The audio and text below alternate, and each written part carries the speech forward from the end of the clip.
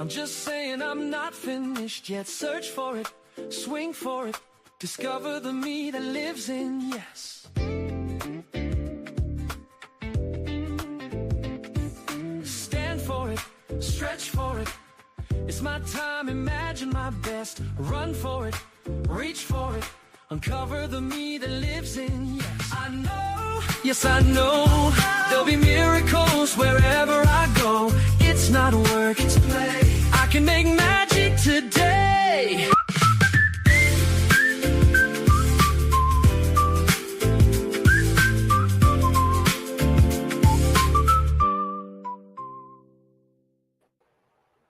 Hi, everyone. Welcome to Senior Nation. I'm your host, Phyllis, Ayman, and you are listening to the Source TV Radio Network, WTSN, Washington, D.C.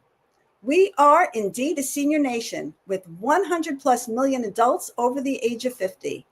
And we are here to bring you up-to-date information about successful aging, healthful longevity, and what I call becoming a well-ager to dignity, respect, quality of life, and quality of care for our parents, our grandparents, and loved ones. We at Senior Nation will be your trusted voice for informed choices, meaningful conversations, and a vibrant life at every age. Though the Source TV Radio Network is known for its dedication to bringing the highest level of jazz content to the viewing and listening audience, the owners of the network are also dedicated to bringing this important content to this fast-growing demographic. I'm grateful to the opportunity, and so let's begin with today's show. My guest tonight is Jill Shepard, who I was able to preview at the end of last week's show. Jill is a dynamic personality and competitive athlete who launched a professional organizing business in what she considers her third act. Jill became intentional about her aging journey from the age of 40. Now at 52, her perspectives are insightful.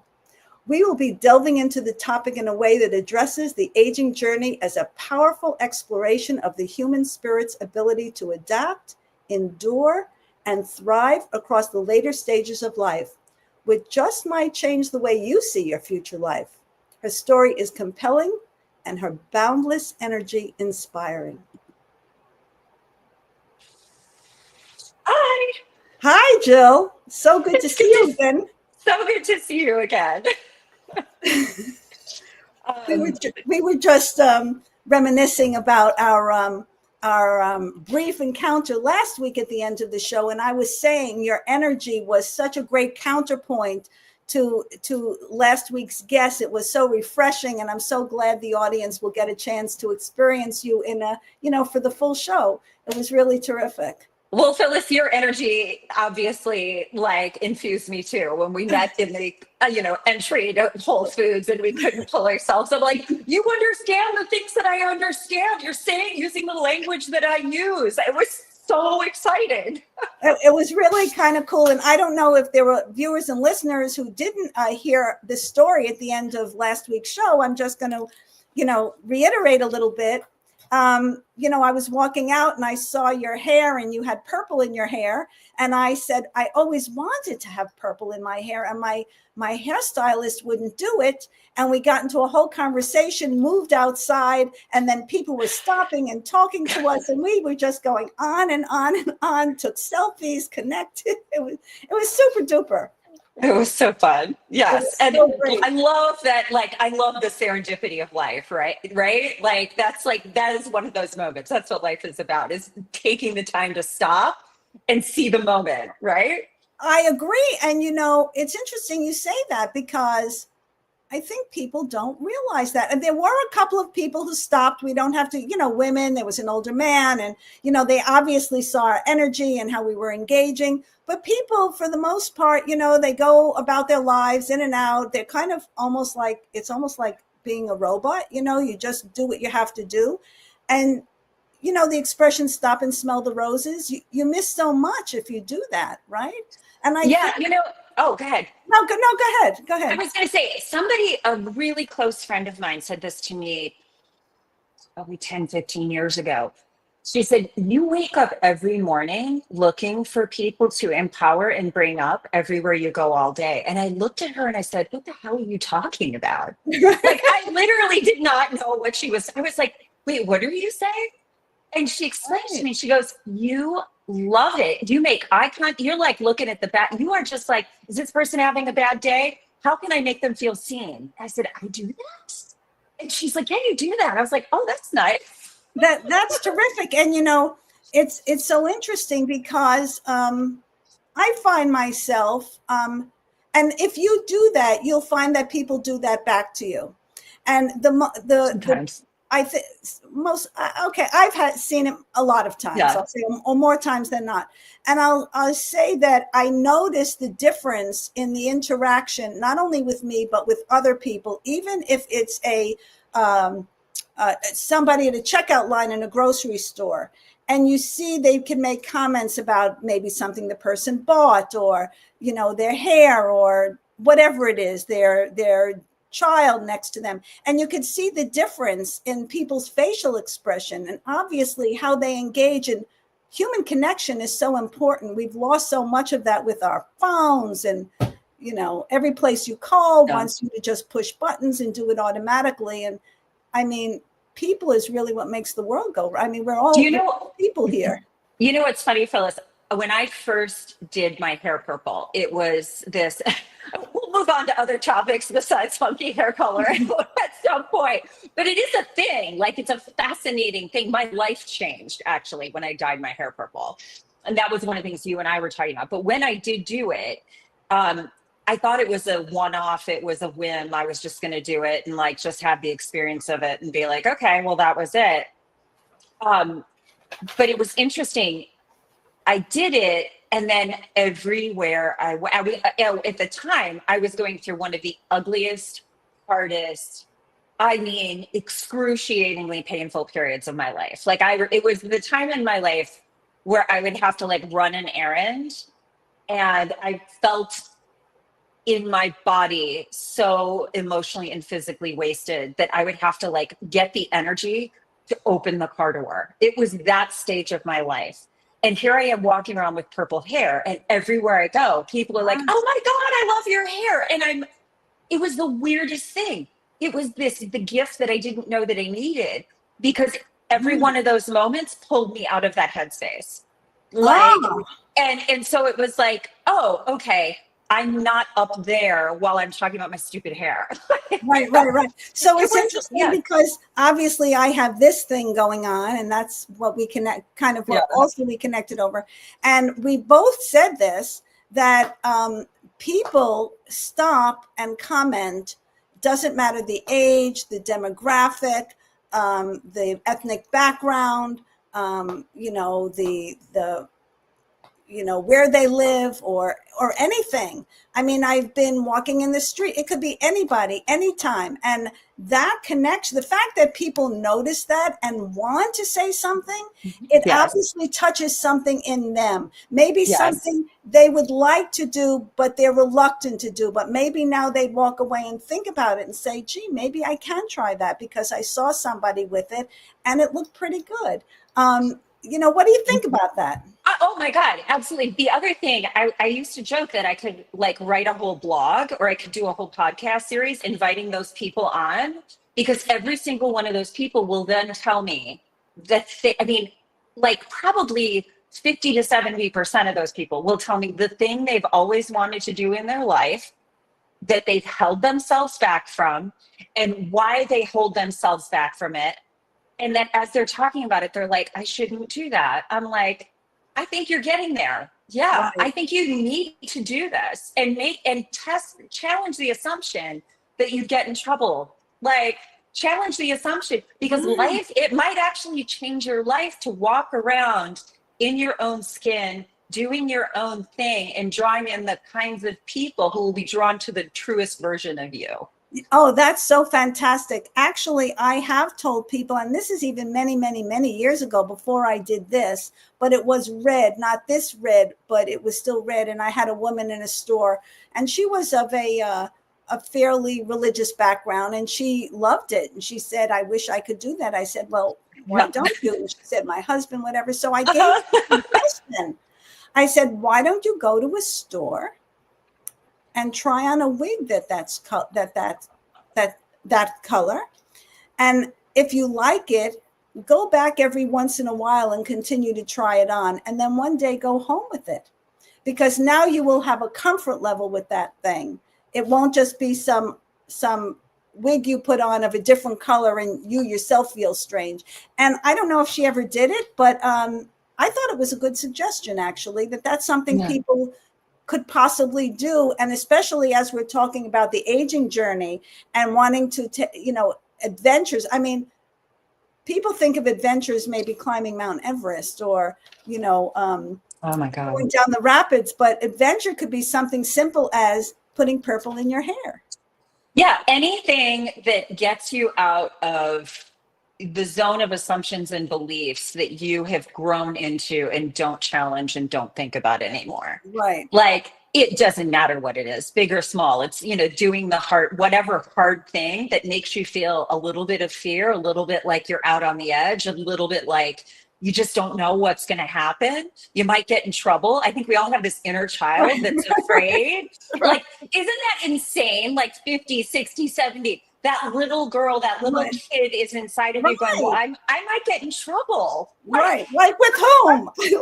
Right? But still, I hate that I do still have that in me. I have to admit, so I have some tattoos. I think we shared that, right? And I remember when I got this one that's more visible, the other one is on my back, and I saw my daughter, and I could see her face, and she didn't dare say anything to me because I would be like, I don't know what's your problem. So you don't do a tattoo. I like it. I'm happy with it. So I don't know, get over it. But I think that it's just what you say, that people feel, what will their families say? What will the people in their community say, or in their church, or in their or wherever they go, right? Or their whatever group they belong to, their mahjong group, whatever it is. What will people say if I do that thing? Well, this reminds me of what you just said, reminds me of my favorite comment after I did this, out of the mouths of babes. My 11-year-old son at the time said to me, I've been doing this for over 10 years. Gosh, probably 11 or 12. He said to me one morning at breakfast, he goes, and I'd probably only been doing it for 8 weeks. He goes, Mom, it's a lot less socially awkward to be your son now. Wow. I was like, what? Why? Now that your mom has purple hair, it's less socially awkward? Yeah, what? It's like, no, this is awesome. This is so awesome. Brace yourself. Okay, hold on to your chair. He goes, because before, when people would walk up to you, they'd think you were just a normal mom, and then you'd say the things that you'd say, and you can see they were really shocked. And now they're like, oh yeah, I saw that coming. Or what else would I expect from somebody who has purple hair? I think I wasn't disappointed. Right? I love that. Oh my goodness. You could so totally use this to not use it, to your advantage, because then you could just be free to do and say what you want. And I talked about that. And then I want to talk about how you told me about your intentionality about aging from the time you're 40. But I told you this story about, I think I was about 40 at the time, and I'm a speech and language pathologist. I tell that to everybody. I've said it a million times. I've worked in nursing homes, long-term care, skilled nursing. And there was this woman, there was an educator, and she always had this woman with her that they worked together for years. And the woman, I was 40 something, she was probably 60 something or more. Anyway, and they left there. And then months later, they called me to work at another place where they were. And I went. And one day I was in the nursing office, and this woman, who was in her, I think, late 60s at the time, I could still see her face, said something. And I was, oh my gosh, how could you say such a thing? And I'm a pretty outspoken person and always have been. And she said something to me that I told to you, and I totally get it. She said, when you get to be 50, you will see that you feel entitled to say certain things. And then when you're 60, you're going to see it even more, because you've earned the right to say those things. And now that I'm in my 70s, I certainly see that. And I think that people have to embrace that more. Absolutely. Absolutely. I could not agree more. We talked about that. But talk about, this intentionality of your aging journey, because I think it's so interesting. I don't know that many people that have done that. Usually if people go through life and one day they wake up and say, oh my God, I'm 60, I don't believe it, right? I'm Yeah, you 70. know what? I've always been someone who thinks, yeah, who has been very intentional. Like I remember nursing my oldest daughter. I have 4 kids and 2 stepkids. And I remember early in that parenting journey nursing her and so tired. So I completely abdicated myself. And I looked down at her and I had this moment of awareness, like, make sure that you live the kind of life that you want her to live and model that Wow. instead of giving up who you are, because she needs a mother who's a whole person so that she can know her mother. Because if you're nothing but a mother, she'll never know you. And I knew that, so that intentionality, that's just hardwired into me. So Right. to some degree, it's a little unfair, but that's the way my brain works. So I was actually on a run. I was approaching my 39th birthday or something like that. And I was like, damn, 40's hitting. That I'm not a birthday person. I don't even remember my own birthday. I get annoyed by people calling me on my birthday. I know that's terrible. I'm like, it's another day and I'm already too busy. So, but I was like, this feels meaningful. And I thought, what does it mean? And every day I do, because I have ADD, I can only really process when I'm in motion. So I go on these runs and I process. And I was like, okay, it's because 40 is the real halfway point in the normal lifespan.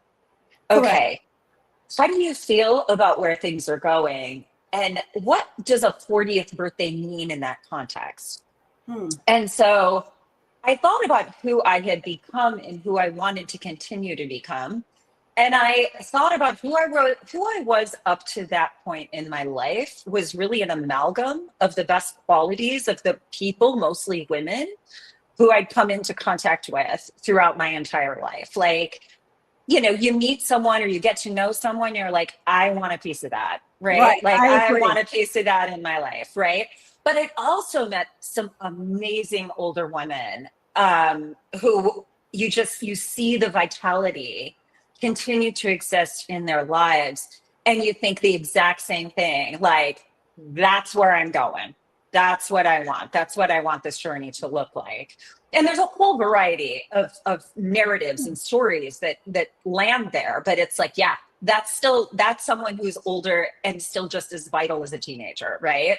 In an older person, mature way, right? Correct. The way that an older person is entitled to be, right? Like we just said. So what I decided to do was, on my 39th birthday, I sent a letter to 12 of my best friends, or not best friends. Some of them I knew better than others. 12 of the people who I said, I am who I am today because I knew this person. Oh, And that's I sent this letter and about it actually is. Do you want me to read a little part of it about Sure, I'd love what you I to. am? I pulled it out. So, where'd it go? Okay. I've been watching women who've aged beautifully. I've pondered the bad examples too. As far as I can tell, the to-do list for aging beautifully can be summarized by a few core principles. Mindfulness about fitness. Women who age well keep moving. They aren't necessarily workout junkies, but they are aware of the benefits of exercise and eating well. They prioritize fitness in their bodies consistently in ways that they enjoy. Courage. Women who age beautifully are willing to do scary shit at which they might fail or get hurt. Seriously, they might start a new career or write a novel or volunteer in the inner city or take up road cycling, whatever's right for them. Imagination. This is highly correlated with courage, but women who age beautifully don't see the die as being cast yet. They dream. They're curious. They're still exploring. They refuse to be defined. So I would say some of that differently now, but that's where I was then. So Frank says, I feel the same way about birthdays. I don't like when people wish me a happy birthday as if I had anything to do with the decision. I feel you, Frank. I feel you. Like, can we not fuss? And by the way, don't buy me more shit that I don't need. That's so funny because I have a thing about my birthday. I have to be honest. I think it's fine. The world is, it's all of us. It's fine. I mean, I have a thing about my birthday. I mean, at one point, I think I threw a party for myself. I haven't for a long time, but I do have a thing about my birthday. I mean, it is what it is. I don't know. It is what it is. Call me whatever. I don't know, but you're right. I didn't have anything to do with the decision either. But maybe it was the luck of the draw. Maybe it wasn't. I don't know. But I love that letter.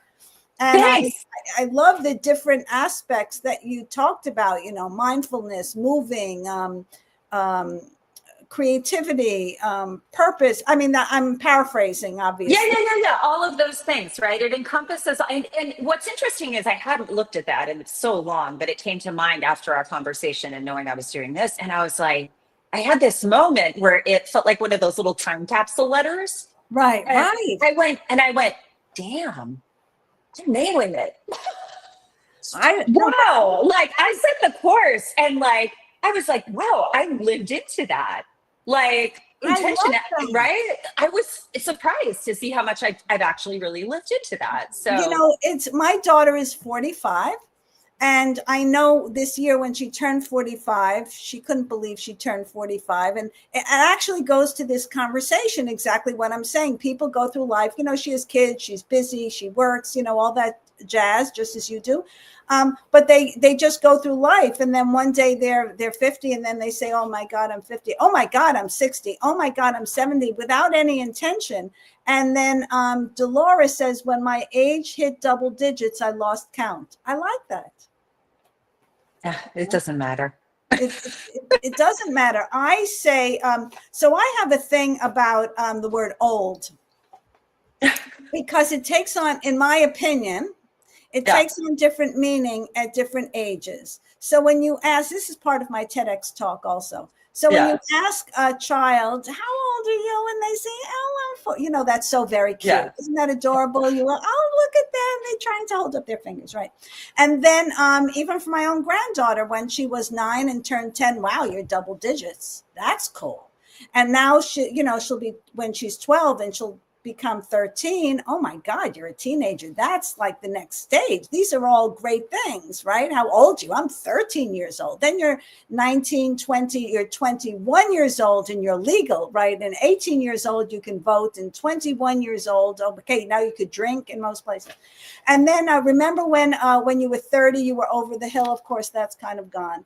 But then you're 30 years old, and then you're 40 years old, but then you're 50 years old, and the word old isn't so much fun anymore. And then you're 60 years old and 70 years old, and the word old takes on different meaning, in my opinion. So I don't ask anybody, how old are you? I say what age you are. Even in other languages, in Spanish, I think it's cuántos años tú tienes? How many years do you have? Yeah. Right. And in other cultures, it's what age are you in or something. So I asked you about age, but I try to remember not to use the word old. And I think because in our head, it reinforces whatever old means to us or to society. Do you know what was funny? I was in the gym and I was talking to, there's this woman who's in her 70s who shows up and does strength training. She's adorable. She wears pigtails. I love her. She just has 70s and I do strength training. Oh my God, I love it, right? It's so unusual. And this woman comes with pigtails. Like, I love her pigtails, right? She's lovely. And so we were talking about our conversation and something else. And I said, she has a show called Senior Nation. And she said, you're not a senior. You're not. I said, you're not old. And I was like, I'm turning 53 next month. I was like, I'm a young old. Like, but you see, it's old. It's that word old. So it doesn't bother me. I'm like, okay, whatever. Okay, well, you see it. So when I remember when I was about 50, my son was living in LA. We went to the movies, and I took out my AARP card. Oh God! For the ticket, and he said to me, "You're old now." That's what he said. Yes. So you're old now. I was like, "No, I'm getting a discount because what? But I reflected on that. And there was a period of time, I have to admit, where I'd look in the mirror and I felt like I started to look more like my mother. And I'd say, what does that mean? Does that mean you're old? Because I saw my mother had me when she was 40. And so by the time I was a teenager, she was 50 and into her 60s. And people in their 50s and 60s many years ago, decades ago, are different than they look now for the most part. And so that started to play in my head, that word old. What does that word old mean? Why? My son, because I took out an AARP card, said, you're old now? What? Well, and I think what you're getting to is historically old has meant less relevant in this country, right? Less relevant. Frail, decrepit, exactly. Right. And I think for me, it doesn't bother me because that's where my rebellious spirit comes out. Oh, you think I'm old? Like, I'll kick my teenagers' butts on a hike. Like, I'm like, oh, are you guys panting? Do you need a break? Right. It's funny when you said about the gym, I have a goal that I want to do 10 pull-ups and 10 tricep extensions. But dips, tricep dips, right? Yep. And I want to do 10 pull-ups. And there are people, and there are guys at the gym who see me doing it and they go like, right on. Yes. I can now I do it with an assist, but now I could do 3 sets of 10. I couldn't do 5 in the beginning, and I'm going to get there. So now Louisa May says, we have so many ridiculous figures of speech, such as he was old before his time. WTF, does this mean, WTF, does this mean, how is that even possible? LOL, right. Yeah. Right. He was old before his time. What the F does that mean? One of my kids said to me, when I was getting dressed, I was getting some new clothes for something, I can't remember. And, I had this thing in my head where I have to dress age appropriate, whatever that means. Right. And it was my youngest. I was like, this is kind of cute, don't you think? And she looks at me and she goes, Mom, if you don't look your age, you don't have to dress your age. And you get to dress however the hell you want. Like, if you think that this is age appropriate, then you're limiting yourself. And I was like, really? So I said, can I do that? And she took me over to where she shops. And she try this on. I was like, are you kidding? And I was like, wait, that works. But this is a store for, gosh, it's like it gets in our heads, right? Like, I'm too old for that, or I'm not supposed to do that. Or Right. it's like age appro. But then you also see the flip of this, though. I see this a lot. As people age, they're trying to look an age that they used to be. Right. That doesn't create the best version of the age they are. Correct. Right? Yeah. Right. And that one just kind of that one I just can feel a lot of compassion for. Usually these are people who are actually really attractive. Right. And, it's not, but there's an anxiety there. To me, that's like an anxiety driven thing. That's interesting. Well, interestingly enough, there was a store. So I'm in Coscob. We're both in Coscob, actually, which is part of Greenwich. And there was a store on the avenue. It's not there anymore. And it was a more youthful store. And I used to go in there. And it's just what you say. There were times I put things on. I was like, am I too old? And they would say, no, it looks great on you. It's not like you're trying to wear something, a mini skirt or something that really a 13-year-old would wear. I said the word old. Someone 13 would wear. But I catch myself when I say it. This looks good on you because whatever your personality is, it's just what you say. If you're comfortable in your own skin, and that thing looks good on you, it works for you. It's not like you're trying to put on something that belongs on somebody who's 12 and you're trying to fit your persona into that. That's a different story. But I think it goes back to that thing I said earlier where I'm afraid I'll get in trouble if I go there. I'm afraid I'll get in trouble if I don't dress my age or my age. Like, with whom? That's what the woman in that office said. Well, you're going to get in trouble with, really? Do what you want. A friend said to me recently, you could do what you could do at 77. You could do You could do anything you want at 17 and 71. Who cares? Yeah, no, it's true. It's true. Just There's some right. totally. Yeah, it's so totally true. So it's interesting what you said about the woman in the gym in her 70s, because my friend, she lives upstate New York, and her partner, significant other, he does disc golf. So it's golf with like frisbees. It's actually very interesting. He's in tournaments and all kinds of things. It's a big thing up there, apparently. And she told me he won some, no, he lost some contest, senior games, and he's 71, and the woman who won was 93. I said, oh, cool beans.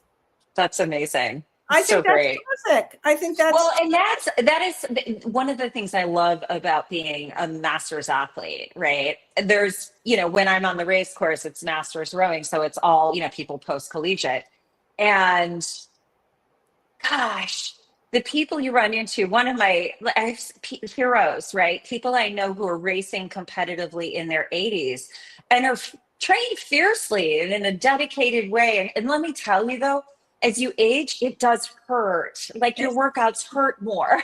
That is true. It really hurts. And especially when you're training like that, like people like, oh, you must wake up with so much energy. I'm like, no, I wake up and everything hurts every day. Like, but I it really does. Right? And you meet amazing people who are still pushing themselves, and they're a different kind of person. Because it changes them, because the pushing changes them, not because they were super special before they did it. Correct. I was talking, I love ballroom dancing. I haven't for a few years, but I used to go to ballroom dancing clubs, and I've done competitive dancing and some whatever. And somebody said something to me about dancing. I said, listen, some of the best dancers I danced with, and this is at least 20 years ago, were in their 90s. Yeah. And they were they'd been dancing their whole life, didn't lose a step or a beat, and they were phenomenal. So Brandon says we are so minimalist about aging when it has no reference to the concept of time. We all exist in time and space. Oops, I lost my place. This is more relevant than aging. So that's interesting to me. So what is he saying here? We're so minimalist about aging when it has no reference to the concept of time. I don't know. What's your take on that? We all exist in time and space. Oops, I slipped and lost my place. This is more relevant than aging. With the fact that he slipped and lost his place, is that what he's saying? Is that's more relevant than the age you are? Because I happen to believe that has nothing to do with age. When you say you forgot things, or people ascribe that to being an older person, it really has nothing to do with it necessarily. I say it has more to do with the fact that we have between 50 and 70,000 thoughts going through our head every single day. Most of them are negative. So that tape is always running in the background. And so we have so many conflicting ideas that are always in our head. And we're so, busy and appointments and running and things on our mind. As we get older, there's more of that. And so therefore, I think that contributes to forgetfulness more than the fact that it has to do with aging. What do you think? I'm not sure I have a thought on that. Okay. All right. You don't have to.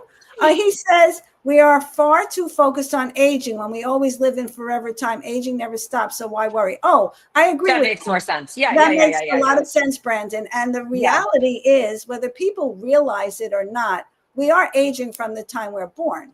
Our cells are aging. We only think about the word aging as having negative connotations when we get to a certain point in life, and then you're aging. But the reality is we're aging throughout our lifespan. I think if you want to live, you want to age. Right, exactly. Right. And you know what? And it's not a bad thing. There's an empowerment to being older and having more life experience. And what's funny, even as an athlete, having what's actually funny is my journey as an athlete. I was never any kind of athlete at all at any time in my life until I was 39 years old. I would try and run or lift and stay fit, trying to lose the baby weight after having 4 kids in 6 years, like whatever, just trying to do good things. But then I became an athlete, and it changed my perspective on Hmm. my body. And it forced me to actually get to know and understand my body and how it works and what it responds to. And I learned a lot of things by accident. But now that I've been doing this for 13 years, um, God, I know my body so well. And what a pleasure it is to know, to have matured as an athlete, to know the difference between the smart pushing through pain and the stupid pushing through pain. You know, this morning, my workout, like I knew I was tired when I woke up this morning. I had done a really hard workout the day before. Sometimes I recover better from those. And I woke up this morning going, no, I'm going to take it. I take it down. I have like a scale, like, you know, a scale of 1 to 10. And have those in my head. I was like, yesterday was an 8. I need to go down to like a 5 today. And you only learn that by existing in your body and pushing it and like, you know, making those mistakes. And I'm so grateful I have that knowledge of my body as my body gets older. Hmm. And Yeah, I mean, frankly, as I'm also entering menopause and it's changing, the whole game is changing too, right? right, Like absolutely. I knew my body, but now my body's going, wait for this. Right, Look what we're going to exactly. do now. Yeah, I can tell you that it's a whole different ball game. Yeah. Yeah. Absolutely. And Brandon said, you know, he had come back and said exactly that was his point. So I'm glad we were able to clarify that and address what he was trying to say. Yeah, I think it is important to know your body, and it's also important, and that goes to mindfulness, what you started out with about exercise and vitality and all of that, because I think we do too many things, what I say, mindlessly. And that's when we get hurt. That's when we're not aware. But if we're really intentional and mindful about what we're doing at the time we're doing it, the likelihood of some of those things happening might be diminished. I'm just saying, Carol says we compare aging to death. He is so mature for his age, which actually means he has already given up. I don't know that I read that quote as meaning that he's so mature for his age, meaning he's wise beyond his years. Kind of, I see it as a That's that. I saw it as that yeah, too. That, yeah, you know, yeah. yeah, that somebody is wise beyond their years. But I agree with Carol that we compare aging to death. Yes, that's the whole point. That people, you're aging, and so now you're at this other stage of life, and you're on the way out. That's the whole But point. isn't it? Can I just say this though? Like, I don't think that's a bad thing. I think it is a really wonderful thing to wake up every day going, not every day is guaranteed. I do not know how long this journey goes. And that is a source of vitality in life, of like, I need to live, right? I am living today. I'm going to be present today. I'm going to focus on my priorities today because I'm not entitled to anything more than today. That's true. I do not think it is a bad thing that death is this thing that we should pretend isn't. I mean, I guess this goes to like my natural instinct to be intentional, right? And that drives me and makes me who I am. I am going to die someday, and I don't know when that is. It could be tomorrow. And I want to make sure that I haven't put off the living of life until a later time that may not come. You know, it's very interesting to me that you said that, because I don't think about that. And I don't know why I don't, especially considering the work that I've done, you know, the industry that I came from, where I obviously have worked with thousands and thousands and thousands of people who one day they were fine and the next day they weren't, or one Yeah. hour they were fine and the next hour they weren't. And so it's interesting to me that I never really thought about that in that way, but you would think that I would have. I think it's because, especially, I was just talking with someone about this the other day, that you just kind of go along, especially working in the medical field, and you're just dealing with each thing as it happens and trying to get through it, because some of it is very painful. So I think sometimes you don't reflect on the meaningfulness of your life compared to what it would be if you didn't have that. Does that make sense? It does. It does. Yeah, I like, I'm not afraid of the, like, for me, the, like, bringing up the subject of death, like, to me, that's like part of the full circle of life. So Right. not everybody else feels that way, but I would encourage the thought that, like, doesn't embracing the reality of death make life, make the living of life more real, right? And it's the reality. More I just read, exciting, more exhilarating, more yeah. intentional. I mean, now that you say it that way, maybe that thought, rather than not thinking about that, can help, yeah, become more intentional about today, be more meaningful about today, right? And what you're doing today. And Carol says again, yes, but what's behind that concept of wisdom maturity is that he's run out of youthful enthusiasm, and you can have both, and that's not necessarily a good thing. Oh, you can have those. I think you and I have youthful But enthusiasm. I mean, yeah, I'm yeah. just Oh, saying. absolutely not. I'm Yeah, just no. saying. I was on the phone. I met some people on the phone earlier. Somebody, it was business. Somebody, I'm, involved in a business situation, and the person introduced me to somebody else, and an attorney, and we were talking earlier this morning, and I don't know. Hi, Mahal. Hello. The guy said to me, I don't remember what he said to me. And we were talking about, life or whatever. He said, well, I'm probably older than you think. Oh, she's from the Philippines. Oh, I used to know how to say whatever it was in Tagalog, and I don't remember. I can say one thing. I'll tell her in a minute. And he said, well, I'm probably older than you are. I said, yeah, really? How old are you? He said he's 62. I said, I'm 10 years your senior. And he said, oh, you don't sound like that. Yeah. So Yeah. you sound far more energetic than somebody Yeah. who's 72. So, I mean, it's also a mindset. It's also, your whole enthusiasm, your energy level. So I just want to say, and if there's anybody else who's from the Philippines, and most people, when I say this, actually can understand me. So we'll see. We'll give it a try. And it's gusto gang magsayaw sayo, which means I'd like to dance with you. Listening, she said. And I learned that when I went to Filipino dancing clubs. And it's funny when we talk about expectations, because both of my kids, and this was a little over 10 years ago, maybe 10. Oh, well, when I first started, it was before that. But 10, 12 years ago, when I started taking more lessons and doing competitive and competitions and shows, and both my kids hated that I was dancing, couldn't even mention the word dancing to them, couldn't say anything about it. And I would ask them, and I never knew what that was, if they had this expectation talking about what their mother is supposed to be like, and here I'm dancing and I have this vitality and I'm wearing these dresses and I'm dancing with a partner, and he was younger. I mean, I had older partners too, but they couldn't tolerate that at all. And guess what? I just continued doing it. Other people Do might. they now that they're older, do they have a different perspective on that? I should ask my daughter. I don't know. I do intend to go back to dancing, and my hunch is that when I do, I'll have the same reaction. It's just my hunch. I could be wrong. Mm-hmm.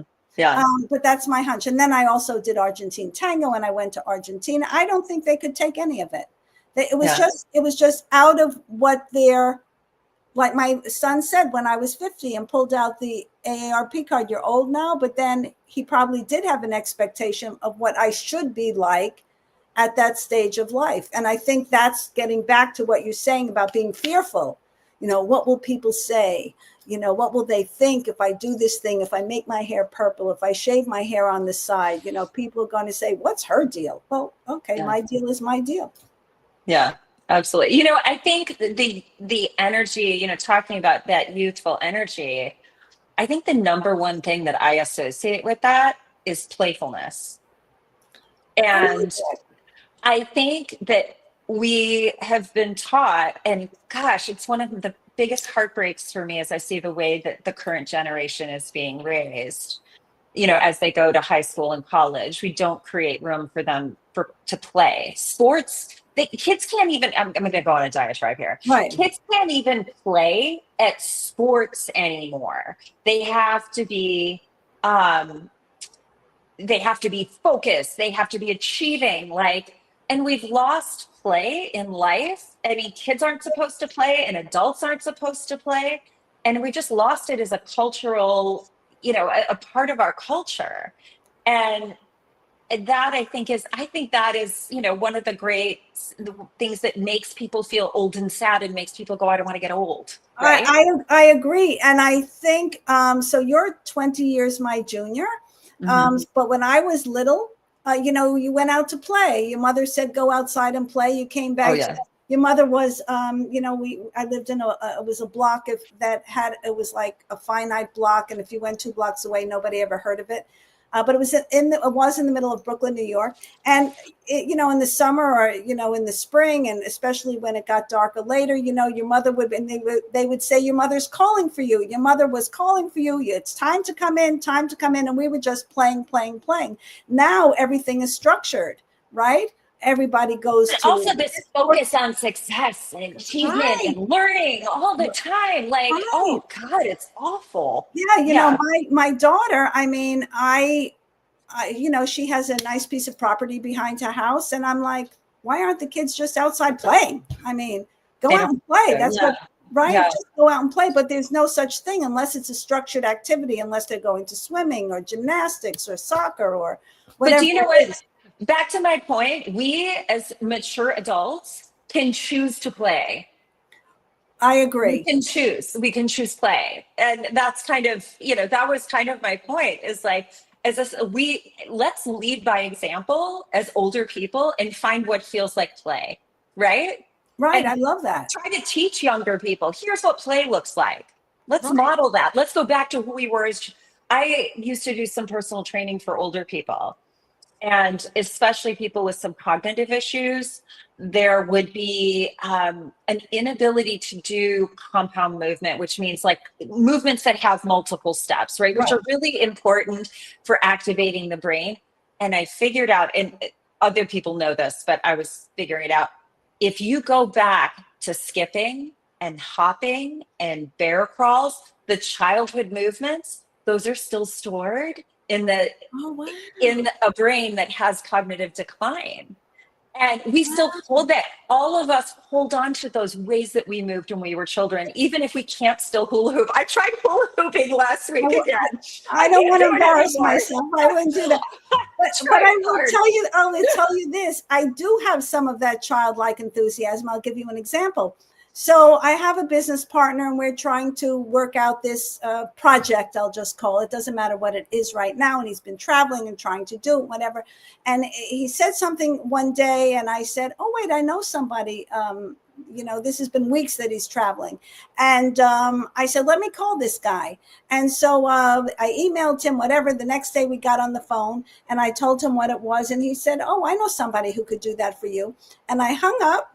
And I called my business partner, and I was jumping up and down like a little kid, saying, yay, yay, yay. And he just loved it. Yeah, and he's 62. Yeah. He was like, I was like, oh my God, I can't believe, you know, and I've done that before. And I think, that's just what you say. That's that child in me, that enthusiasm. And if you let that be part of you, I think that is part of that vitality, right? If you get yourself out of the bondage that's immature, or that's something that is that would make you look bad, or there's something in our heads, right? But release yourself. Aging is Marianne says, aging is a reflection of the national culture. National culture, right. The elder care system here in the UK is not part of the National Health Service. In theory, this means it sits outside the public healthcare system, and people must cover their own costs, as if that's easy. It's awful here. Oh my goodness, I did not know that.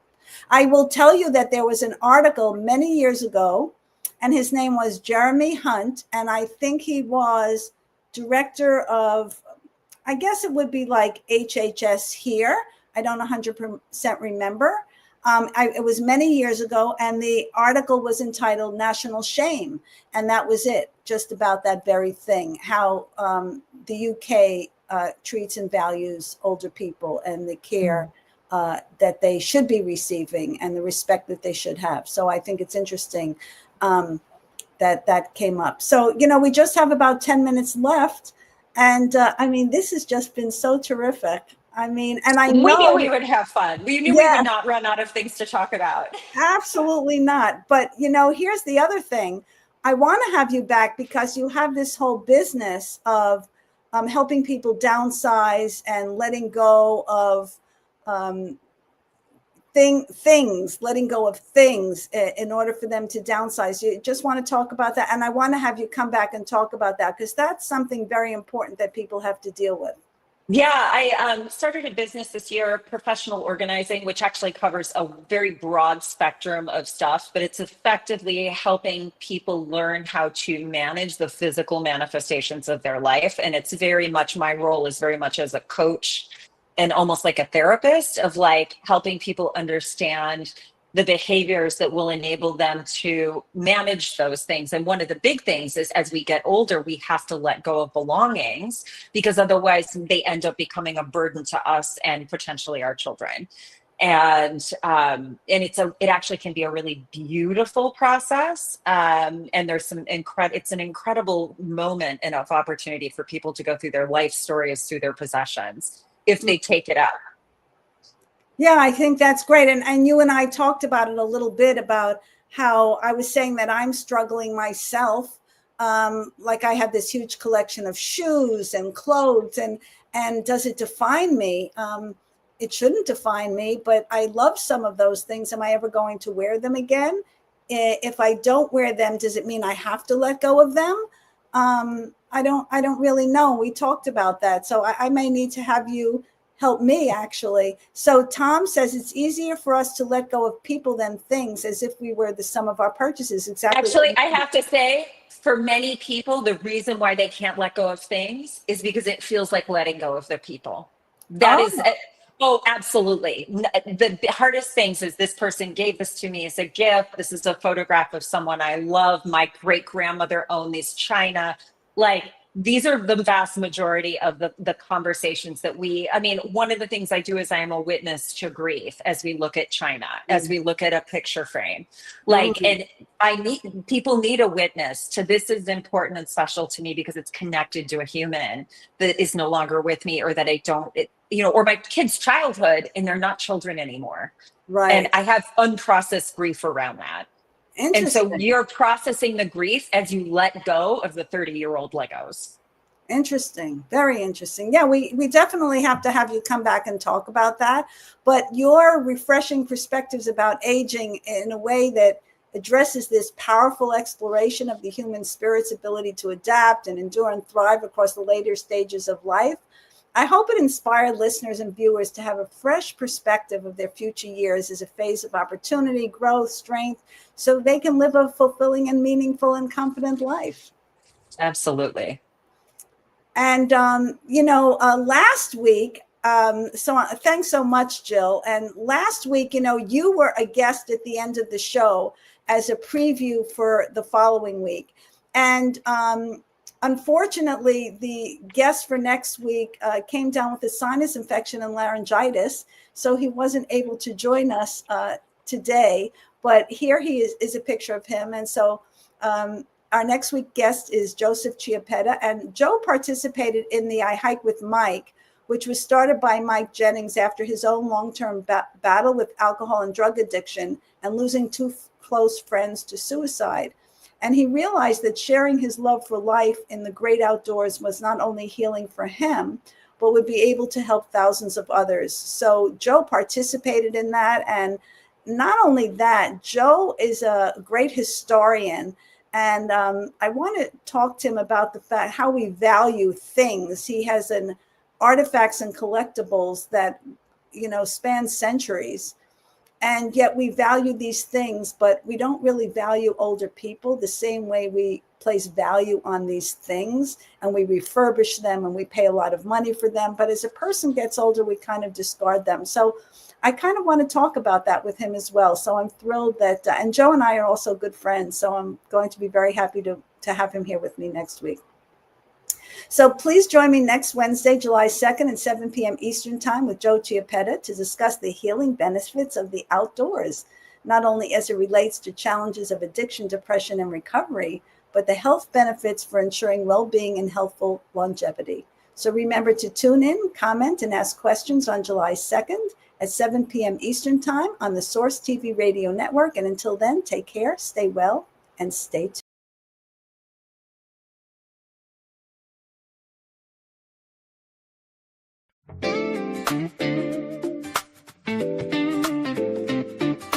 Go for it, go for it. I'm just saying I'm not finished yet. Search for it, swing for it. Discover the me that lives in yes. Stand for it, stretch for it. It's my time, imagine my best. Run for it, reach for it. Uncover the me that lives in yes. I know, yes I know, there'll be miracles wherever I go. It's not work, it's play. I can make magic